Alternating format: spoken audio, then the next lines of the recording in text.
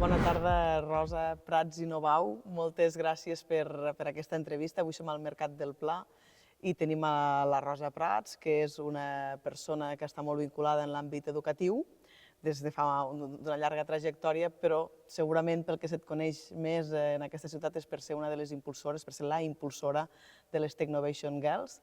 I en aquest número 3 de l'ideal que l'hem volgut dedicar a la ciutat de Lleida i també a la tecnologia, molt agraïts perquè ens hagis pogut donar aquesta entrevista i puguem compartir unes quantes qüestions de com veiem la ciutat, aquesta ciutat de Lleida, que tant ens estimem en l'àmbit tecnològic i des de totes les vessants, no només com estem acostumats sempre a veure-la potser d'una vessant més empresarial, sinó també de totes les vessants. Per tant, començaria per aquí, Rosa, a part de donar-te la benvinguda, una mica com veus la ciutat de Lleida en l'àmbit de la tecnologia, aquesta Lleida tecnològica. Creus que aposta prou per retenir el talent i també, sobretot, per polítiques d'innovació a nivell de ciutat? Bé, bona tarda i moltes gràcies per la invitació. Abans de respondre, dir-vos que sou molt agosarats d'haver volgut posar el focus en el món educatiu, perquè normalment no és un lloc on s'hi posa el focus. Has parlat del món empresarial, però el món empresarial, en els seus inicis, hi ha la formació de les persones, per tant, hi ha el món educatiu. Per tant, no podem parlar del món de l'empresa, del món de la innovació tecnològica o del tipus que sigui, sense parlar de la formació de les persones. I en referència a la pregunta que em feies, a veure, Lleida, jo diria com una de les ciutats, no sé si dic mitjana, si la gent s'ofèn o no, com una de les ciutats importants de Catalunya, en tot cas, evidentment que té motors molt importants, com a nivell de formació és la Universitat de Lleida, i fa molts anys que tenim l'Escola Politècnica i totes les altres escoles universitàries que hi ha, que actuen com a motor, evidentment. En l'àmbit tecnològic, si ens quedem aquí, tenim el parc científic, el parc agrobiotec. Cada vegada que canvien governs i coses similars, a la gent es veu que els agrada canviar els noms. Els agrada canviar els noms. Altra feina tenen. Bé, sigui com sigui, hi ha el parc i és un gran motor. Però amb aquest motor, no sé si principal o secundari, hi ha molts altres motors menors que sense els menors el major tampoc funciona. Per tant, penso que tenim una mida com a ciutat i com a territori suficientment interessant com per a que tinguem una bona velocitat de creuer. Però penso que es pot optimitzar i podem arribar a tenir més bons resultats. I és aquí on penso que s'ha de posar el focus, en la millora. On estem? D'acord, ja ho sabem. Que estem bé en unes àrees, no tant en d'altres? D'acord, posem el focus en la millora. Perquè em dóna la sensació que en moltes ocasions estem tots encantats, al dir tots parlo de les diferents entitats, estem encantats de conèixer-nos a nosaltres mateixos i sense pensar què podem fer sense pensar prou en què podem fer per millorar. I crec que s'ha de posar el focus en aquest aspecte. En la millora. Com deies, Lleida no deixa de ser un ecosistema, tenim el fenomen parc, on evidentment hi ha empreses, però també hi ha UDL, tot el món educatiu, però segurament es parlen massa poc entre totes elles encara per poder tirar endavant. Efectivament. Justament aquest matí estava en una reunió promoguda per el Col·legi d'Enginyeria, on hi havia diverses entitats, i al final el president del col·legi, on ha volgut posar com a conclusió, posar l'èmfasi, és en que s'han de fer més accions en xarxa.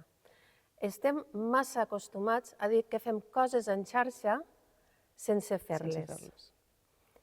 I penso, opinió personal, que aquesta és una debilitat que tenim ja com a país, que vivim massa del postureig i menys de les accions reals.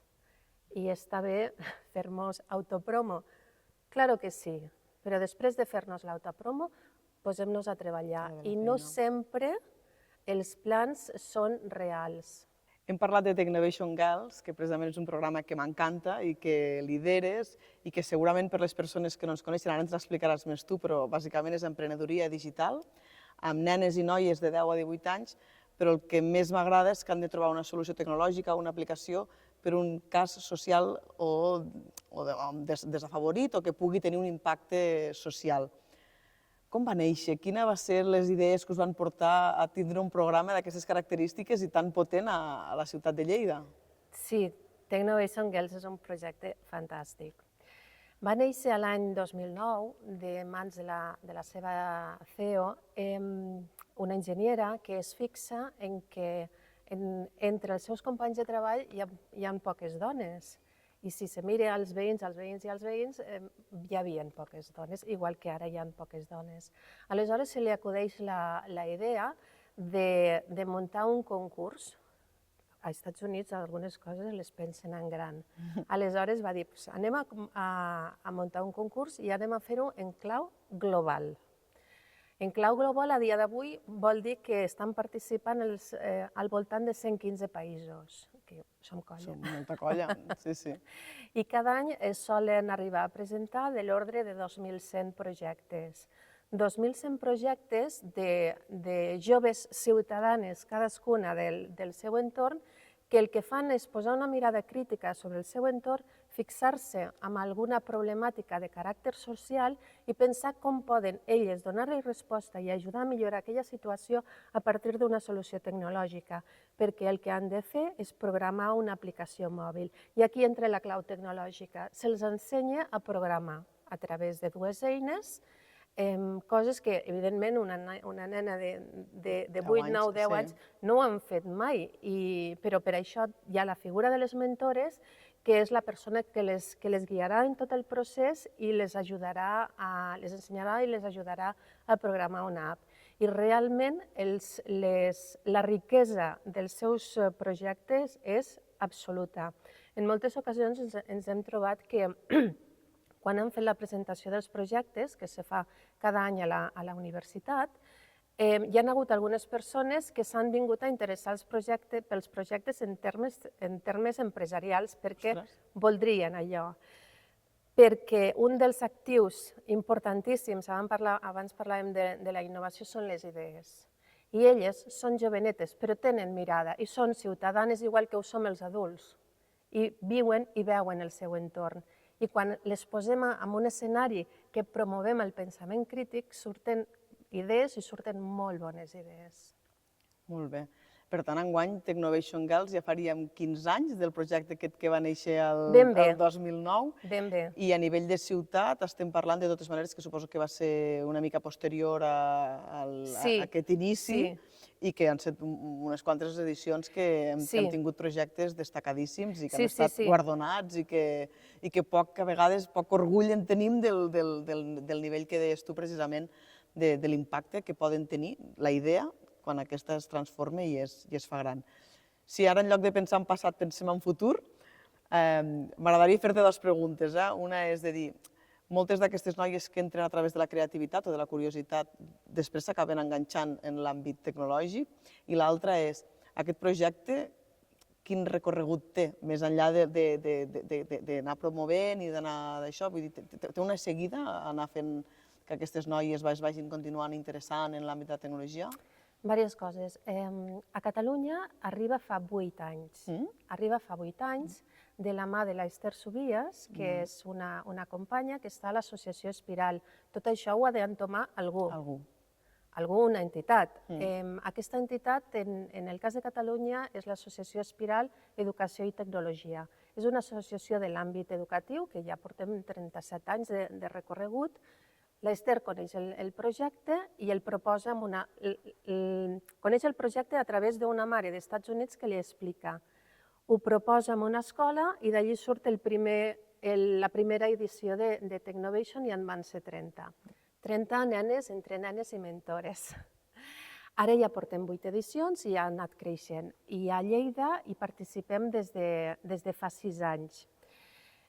Quin impacte té la participació de les noies en un projecte com Technovation? Jo penso que el que fa, perquè com s'actua amb edats tempranes, per amb elles aquesta vivència és una altra experiència que tenen que els hi ajudarà a sumar en el seu bagatge personal d'experiències educatives, però aquesta experiència surt de l'aula, evidentment, que els hi ajudarà a tenir clar que el que sigui que vulguin fer en el futur, elles poden.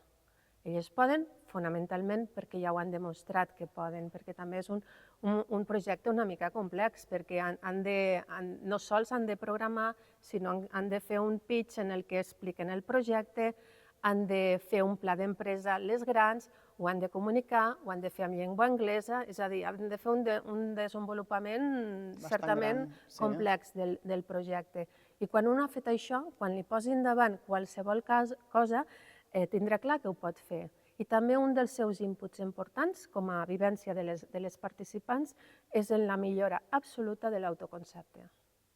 Perquè han fet alguna cosa que no és senzill. No és senzill i, a més, han millorat en competències com la comunicació, el treball entre elles, que estem treballant amb unes edats que a vegades s'enfaden. Sí. I hem de gestionar això perquè volem acabar. Sí. I és una altra competència a millorar. I en el Technovation Girls a Lleida en el futur, el que voldríem, i per a mi és el repte, és créixer en el territori. L'any que vam tenir un equip de Guissona estàvem contentíssimes perquè no havíem sortit de Lleida, o els anys que ha participat Borges Blanques era excel·lent. Però penso que el repte és anar més enllà. Aquí la veritat és que, de moment, un agent importantíssim en quant a col·laboració de mentores és la Universitat Oberta de Catalunya, perquè el que fan en el seu programa de voluntariat és oferir crèdits als estudiants que volen ser mentors i mentores. I això, com a entitat també que no té fronteres perquè treballen amb remot de la UOC, per a nosaltres és un impuls important. I el que ens cal per continuar creixent és tenir més mentores, que ja en tenim i moltes d'elles són exestudiants de la EPS, però ens en calen més. Per això la importància de la col·laboració amb la EPS o qui sigui que hi vulgui col·laborar. Des d'Esquerra Republicana es proposa un projecte per aquí, per al Mercat del Pla, que és un Fab Lab, un laboratori de tecnologia, bàsicament amb dues voluntats. La primera és revitalitzar el barri, un barri que històricament ha estat molt degradat, on hi ha hagut iniciatives, però també perquè sigui el cor de la ciutat i que, per tant, permeti ser aquest espai d'avantguarda que neix al mig de la ciutat. Creus que aquest Fab Lab, pensat també, sobretot en el lloc on ens trobem, en el centre històric, pot suposar també un impuls a nivell tecnològic i a nivell de ciutat perquè pugui créixer i néixer? Penso que un Fab Lab és un gran equipament, sobretot per quina és la seva filosofia, que és un treball en xarxa amb base tecnològica. Un Fab Lab, indistintament d'on estigui col·locat, si en la seva base hi ha això, ajudarà. Ara bé, un Fab Lab, allà on sigui on estigui ubicat, si no es fan altres accions, si parlem de millora del barri, si aquí estigués funcionant un Fab Lab i res més, seria un bolet, que és millor un bolet que 0 bolets. Sí, és veritat, és millor un que 0, però una sola acció penso que no seria eficient. Hi ha d'haver un treball en xarxa, i hi ha d'haver una visió a llarg termini. I treball en xarxa i visió a llarg termini des de la manera de fer de les tensions que hi ha en l'àmbit polític, no sé si... Sé que això és una dificultat, però és que si no és així, no millorem. Totalment d'acord. Bé, en tot cas, entomem el repte, les dues notes, el treball en xarxa, per tant, que el barri se'l senti seu i se'l faci seu, i que això no sigui un bolet, sinó que, evidentment, les escoles també del barri, les escoles de la ciutat, entenguin que això és una eina per elles, però no només per les escoles, les entitats, el teixit associatiu, i creiem que això podria ser. Però si no fos aquí al Mercat del Pla, ja m'ho has dit que era un gran equipament, però creus que a nivell de ciutat Lleida necessita d'altres equipaments o aquesta xarxa d'equipaments a nivell tecnològic perquè pugui esdevenir realment una ciutat tecnològicament parlant més a l'avantguarda, o que aquests equipaments, més enllà de les 4 parets i de les eines que es fiquen en funcionament, poden ser una tractora perquè això avanci i funcioni encara més a nivell de fer un teixit a nivell de ciutat? Jo penso que el que funciona com a eina tractora és el treball en xarxa i el que obrim portes. Hi ha molts equipaments a les empreses, als centres educatius. Si hi hagués un Fab Lab seria un agent més, però si cadascú ens quedem tancats en la nostra parcel·la, no millorarem. No millorarem i, per tant, jo penso que és un tema de filosofia i de creure seu. I després d'optimitzar recursos. No fos cas que a algú se li acudeixi, no sé, buscar un equip d'experts que vingui a dir-nos que estem a l'estiu. Correcte. D'això també penso que en pequem bastant i el que s'ha de fer és anar per feina. Anar per feina des de la visió a llarg termini i des de compartir uns objectius i uns valors. La visió a llarg termini, compartir uns objectius i uns valors ens portarà més endavant, més i millor. D'altra manera, en fi, uns avançaran més, els altres menys. Doncs en prenem nota d'aquests objectius, d'aquests valors i d'aquesta necessitat de treballar en xarxa i des del món polític seria treballar en consens, més que en xarxa, per aconseguir aquesta ciutat de Lleida que tant estimem també sigui una ciutat avançada tecnològicament i que no només siguin paraules, sinó que això ho puguem reproduir en els fets i en el nostre dia a dia. Moltíssimes gràcies, Rosa, per l'entrevista, pel teu temps i per aportar-nos el coneixement, el bagatge i l'experiència en aquest àmbit. Moltes gràcies. Gràcies a vosaltres.